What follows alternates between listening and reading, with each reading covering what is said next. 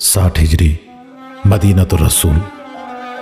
रात का काफी वक्त गुजर चुका था जब वलीद का कासिद इमाम हुसैन अलैहिस्सलाम को बुलाने आया। इमाम हुसैन अलैहिस्सलाम मस्जिद नबवी में मसरूफ़ इबादत थे।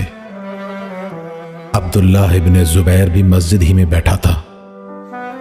जब कासिद ने आकर वलीद का पैगाम दिया तो दोनों ने कहा, तुम जाओ, हम आ रहे हैं।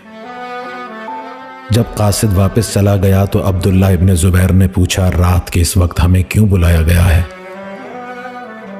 इमाम हुसैन अलैहिस्सलाम ने फरमाया, यजीद तख्त नशीन हो चुका और यजीद की बैत लेने के लिए हमें बुलाया जा रहा है। अब्दुल्लाह ने कहा कि अगर ये बात है तो फिर मैं नहीं आऊंगा। इमाम हुसैन अलैहिस्सलाम ने फरमाया, मैं चूंकि वादा कर चुका हूं इसलिए मैं हर सूरत जाऊंगा। अब्दुल्लाह इब्न ज़ुबैर उसी वक्त उठकर गया, हथियार लगाए और घोड़े पे बैठकर मक्का की राह ली। इमाम हुसैन अलैहिस्सलाम घर तशरीफ लाए, बनी हाशिम को जमा किया और उन्हें बताया कि वलीद इस वक्त बुला रहा है और शायद मुझसे यजीद की बैत लेना चाहता है, जबकि मैं यजीद की बैत पर आमादा नहीं हूं। तुम मेरे साथ चलो, दरवाज़ा पे बाहर रुक जाना, अंदर मैं तन्हा जाऊंगा। अगर वहां किसी ने शरारत की तो मैं तकबीर कहूंगा और तुम अंदर आ जाना। अगर खामोशी से गुफ्तगू हो गई तो मैं भी वापस आ जाऊंगा। इन हाशमी जवानों ने खंजर कमर से लटकाए और आपके साथ चल दिए। जब दरबार में पहुंचे तो तमाम बनी हाशिम नौजवान दरवाजे पर रुक गए। इमाम हुसैन तन्हा अंदर गए। वलीद ने उठकर इस्तकबाल किया, फिर अमीर शाम की मौत की इत्तला दी और यजीद का खत आपके सामने रख दिया। आपने खत पढ़कर फरमाया, वलीद, पहली बात तो यह है कि मैं अहले बैत नबुव्वत और मादन रिसालत से हूं। यजीद हर किस्म के फिस्क व फजूर में मुब्तला रहता है। मेरे जैसा शख्स यजीद जैसे की बैत कैसे कर सकता है? और दूसरी बात यह कि मेरी रात की तारीकी में बैत को तू भी पसंद नहीं करेगा। वलीद ने कहा, यह तो दुरुस्त है। मेरी ख्वाहिश होगी कि आप दरबार में लोगों के सामने बैत करें।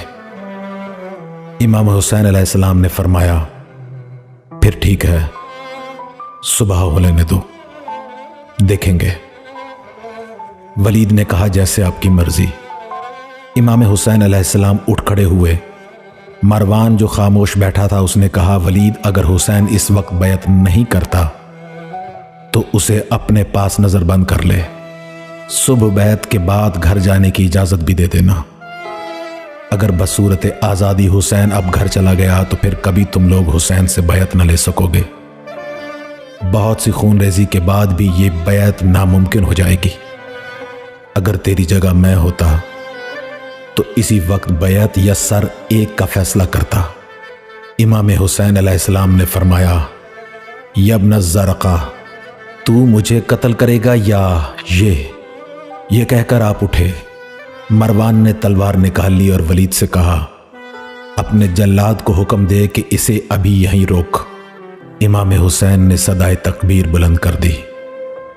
दरवाजे पे खड़े हुए अनीस हाशमी खंजर बकफ अल्लाहु अकबर कहते हुए अंदर आ गए तो मरवान के होश उड़ गए। सबसे आगे जनाब अब्बास थे। आप तमाम को लेकर वापस आए। मरवान ने वलीद से कहा, देखा तूने, मेरी बात नहीं मानी। अब ये बैत कितनी खूनरेजी लेगी इसका अंदाजा तुझे नहीं है। वलीद ने कहा, मरवान, तू भी सच कहता है, लेकिन क्या मैं फर्जंदे रसूल को सिर्फ इसलिए कत्ल करवा देता कि इसने बैत यजीद से इनकार कर दिया है? अगर मुझे पूरी दुनिया की हुकूमत दी जाए और उसके एवज मुझसे सरे हुसैन का मुतालबा किया जाए तो मैं दुनिया की हुकूमत को ठुकरा दूंगा, लेकिन फर्जंदे ज़हरा को कत्ल नहीं करूंगा, क्योंकि मुझे मालूम है कि अगर कोई शख्स पूरी दुनिया के गुनाह लेकर जाए और उसके मुकाबले में एक शख्स صرف قتل حسین کا جرم لے کر جائے تو قاتل حسین کے جرم کا وزن پوری دنیا کے گناہوں کے وزن سے زیادہ ہوگا۔ دوسری صبح امام حسین علیہ السلام گھر سے باہر آئے تاکہ حالات معلوم ہوں۔ مروان سے ملاقات ہوئی تو مروان نے کہا، حسین یزید کی بیعت کر لے، دین و دنیا ہر دو اعتبار سے بہتر ہوگا۔